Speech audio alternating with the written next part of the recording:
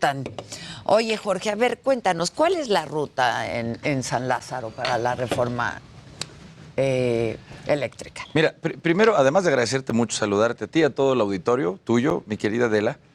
A nosotros como oposición, primero hablo como PAN y después como oposición, sí nos llamó mucho la atención porque por donde lo veas, para nosotros esto es un albazo, sí lo es. Esto es querer hacer algo tan importante como es una reforma eléctrica de manera express, con sus prisas, que no es ninguna novedad para nosotros. O sea, como dar el albazo, ¿no? Sí, mira, déjame ponerte solo un comparativo. Hicimos un parlamento abierto donde fueron cientos de personas, especialistas, Adela, los que de a de veras le saben, mucho más que un legislador, empezando por mí. Fueron más de 150 horas, fueron 45 días de escuchar especialistas.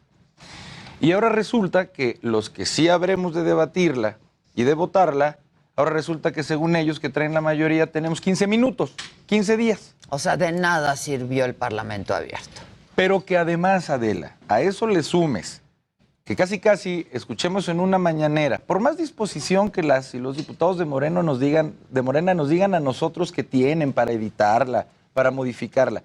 Cuando todos escuchamos que desde una mañanera les tiran línea, porque eso es lo que les tiran, línea.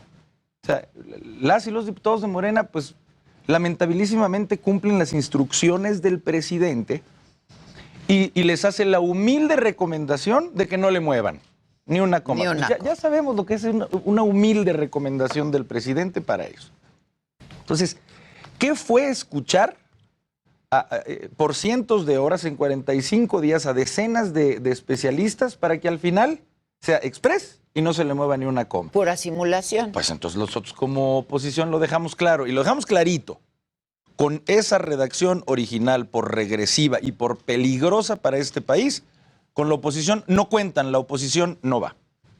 ¿Toda la oposición está junta en ello? Casi te lo puedo asegurar. ¿Sí? Es más, le quito el casi. Lo aseguras. Así en estos términos. Porque, a ver, hay que cambiarle, supongo, incluso más que una coma, ¿no? ¿Cuáles dirías que son los cambios fundamentales que se le tienen que hacer a esta reforma? Mira, sinceramente, Adela, nosotros lo que vamos a tener es una propuesta alterna, y que es la que nosotros estamos construyendo, que es 180 grados distinta a la actual. ¿Por qué? Porque mira, esta es una reforma muy compleja, en la que puedes entrar a muchos detalles muy técnicos, a veces difíciles de explicar, pero si yo intentara explicarle de la manera más sencilla posible, hay dos visiones. La visión de este gobierno y la visión que nosotros tenemos. Así, insisto, hipersimplificadamente. La versión de este gobierno gira en torno a una idea. Tiene que haber soberanía energética. O sea, en México nosotros no podemos depender de nadie que no sea el Estado, el gobierno, para tener energía. Y nosotros como oposición decimos que claro que estamos a favor de la soberanía energética. ¿Quién va a decir lo contrario? Pues claro que nosotros queremos no depender de nadie para tener energía. ¿En qué es en lo que no coincidimos? En el cómo vamos a tener esa soberanía. Porque ellos lo que pretenden es que sea mediante lo quieran disfrazar como lo quieran disfrazar, es mediante monopolizar la producción de electricidad, en donde sea hiperpreponderante la producción de la CFE y apenas puedan participar los particulares. La iniciativa privada. Así es, cuando nosotros creemos exactamente en un modelo contrario que además es el que respalda la Constitución, Adela. En nuestro artículo 25 de la Constitución se señala que para que México se desarrolle económicamente, tiene que concurrir el sector público, el gobierno, claro, ¿Y el privado? Más el sector privado. Eso es lo que desde nuestra Constitución tenemos determinado para desarrollarnos económicamente. Porque si no, de otra manera, pues la CFE no va a poder. Déjame decirte un ejemplo. Porque eso es lo que la gente, pues hay que explicar, ¿no? Hoy la CFE produce el 30% de la electricidad. Los privados producen todos y que se requiere en este país. No, ¿cómo de la noche a la mañana vas a pretender producir el otro 70% que no produces? Primero. Segundo, hoy la CFE es la que produce más caro y más sucio. Ellos prefieren quemar combustóleo, ellos prefieren quemar carbón. Y los privados desde hace décadas le han apostado a lo eólico, a aprovechar el viento, a aprovechar el sol, que además es más barato. O sea, es más limpio y es más barato. Y el otro es más caro y más contaminante. Es evidente que nosotros no estamos a favor de que se estatice la producción de electricidad. Nosotros no estamos en contra de la CFE. Nosotros estamos a favor de que la CFE siga produciendo, pero 30% compitiendo. o un poco más, si se puede. O imagínate que la CFE, como empresa productiva del Estado, que es su tipo jurídico en la Constitución, fuera ganándoles a los privados, fuera teniendo mayor producción, más barata, más limpia, se le empezaría a comprar más a CFE, pero porque gana compitiendo, no porque se impone estatizadamente. Con muchísimas aristas yo te podría decir que esa es la reforma energética. Ok, ahora, de ocurrir y de pasar como quiere el presidente, ¿en qué se traduce esto para todos nosotros, para la población? ¿En energía más cara? ¿En qué se traduce? O sea, si ¿vamos pasara, a pagar más por la energía si llegara a pasar? Si pasara, que se ve difícil, ¿no?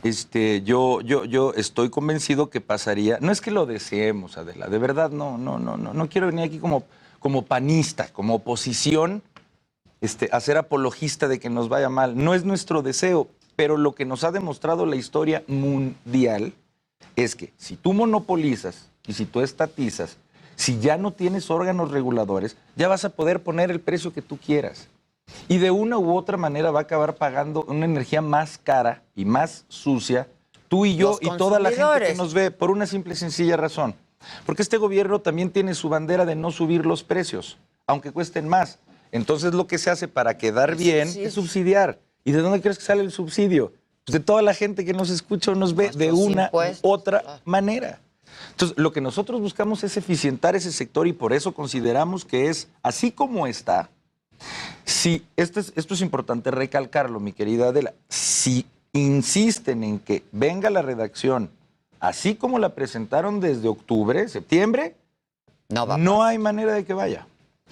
Ahora, ustedes están presentando una que tú me dices está a 180 grados de la que presenta, ¿no? Pues, ¿cuál es la idea? Llegar digo, porque la que están presentando 180 grados distinta a la que presentan ellos, pues tampoco va a pasar, ¿no?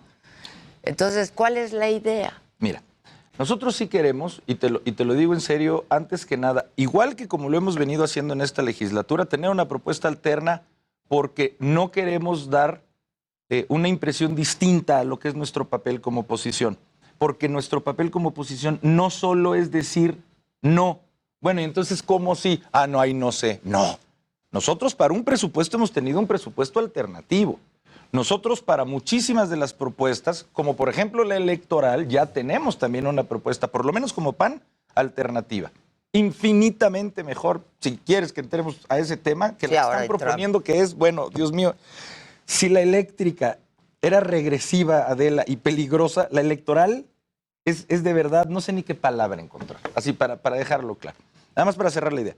Nosotros lo que buscamos es tener una propuesta de reforma eléctrica que lo que fomente sea, antes que nada, una transición energética que está haciendo todo el planeta y que en pocas palabras significa que como país nos tenemos que ir dando plazos para ir pasando de una energía que se basa básicamente en quemar combustible a una transición en las décadas hacia ser un país verde, hacia ser un país que su energía sea prácticamente limpia, eólica, fotovoltaica y otras de otro tipo, pero principalmente esas. Y, a ver, no es que nosotros estemos poniendo un negativo enfrente para que ninguna pase, sino para que también la gente contraste y sepa cuáles son las distintas visiones que lamentablemente son, por lo menos en este tema, tan distintas. De verdad, preguntarle a la gente qué quiere. Preguntémosle a la gente que vive, por ejemplo, en Salamanca, al lado de una refinería. Sí. ¿Qué prefieren ellos? Si seguir viviendo al lado de una refinería o que tuvieran un campo de paneles solares. Es ver mucho más hacia el futuro que este sexenio, al que, por cierto, le quedan 3 años. Sí, bueno, pues la mitad de su mandato, ¿no? Pues sí. Están a la mitad del camino. Ahora, ¿esto cuándo habrá de resolverse? Pues se supone que ya el 13 de abril. Este 13 de abril va a ser El periodo ordinario. en periodo ordinario. ¿Hay presión por Morena para que así ocurra? ¿Que pase en el ordinario? Incuestionablemente. Lo reconocen ellos, lo han dicho.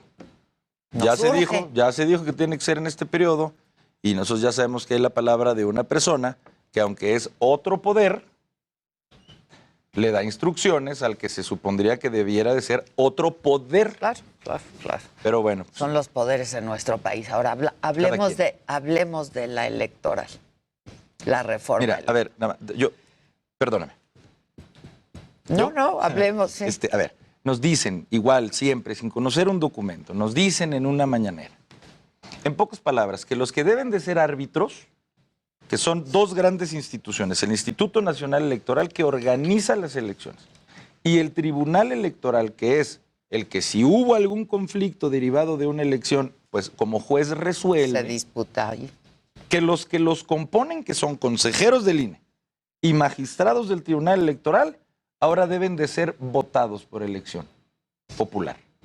Casi convertirse en algo así como diputados o senadores o gobernadores, en donde toda la gente tenga que votar.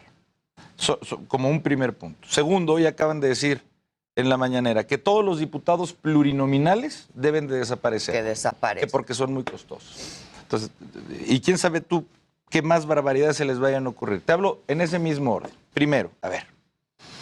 Reducción de presupuesto a los partidos, que la verdad a mí me parece muy bien. Esa desde hace mucho que la vienen amenazando con ella, les hemos dicho cuando gusten y ya cuando les decimos cuando gusten ya no avanza. A ver, pero lo que te quiero decir pues porque necesitan lana para las elecciones y a ellos les llega mucha lana.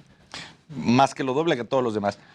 A ver, en este orden, ¿cómo puedes pretender con el argumento de decir que los consejeros del INE o los magistrados de un tribunal deben de ser electos popularmente porque deben de ser imparciales? Cuando lo que lamentablemente a veces más parcializa una decisión es una votación. Pues en una votación escoges a alguien o del PAN, o del PRI, sí, claro, o de Morena. Es decididamente, perdón la redundancia, tu decisión de elección entre, a veces, polos, entre opuestos explícitos. Némesis. ¿Tú crees que las personas, que si se llegara a este esquema, al que desde ahorita también lo hicimos, bajo ninguna circunstancia se va a llegar porque también es constitucional y porque tampoco va a pasar por la oposición y necesitan a la oposición para que pase? ¿Cómo pueden pretender hacerle creer a la gente que se desvincularían personajes, por ejemplo, a Morena? No hay manera. Por favor, si con esta revocación de mandato, que se supone que debe de ser un ejercicio meramente ciudadano, donde no haya propaganda, en donde de a de veras sea espontáneo es el que la gente vaya a participar y veamos cómo surgen 10,000 espectaculares y que a la hora en que les preguntamos, oye, ¿quién los pone? Nos digan, ¿quién sabe? ¿La gente? Yo no sé quién los esté la poniendo. gente. En nuestra cara. Imagínate. Y segundo, por los plurinominales, que yo sé que es un tema como escabroso, pero tenemos que decirlo tal cual. Mira, los plurinominales, Adela, tienen mucho... Y para, en beneficio de la audiencia, pues no van por voto popular, ¿no? Sino porque el partido pues tiene esa prerrogativa, digamos. Todos los partidos la tienen. Sí van de nombrar a sus pluris, ¿no? Sí van por voto. Mira, es obviamente... Pero por voto del partido. Más o menos, mira, te platico. Es muy popular decir, como lo dice el presidente, ¿para qué sirven los pluris? ¿Para qué mantenemos a 200 diputados pues que haya plurinominales? Representación, ¿no? Porque si no...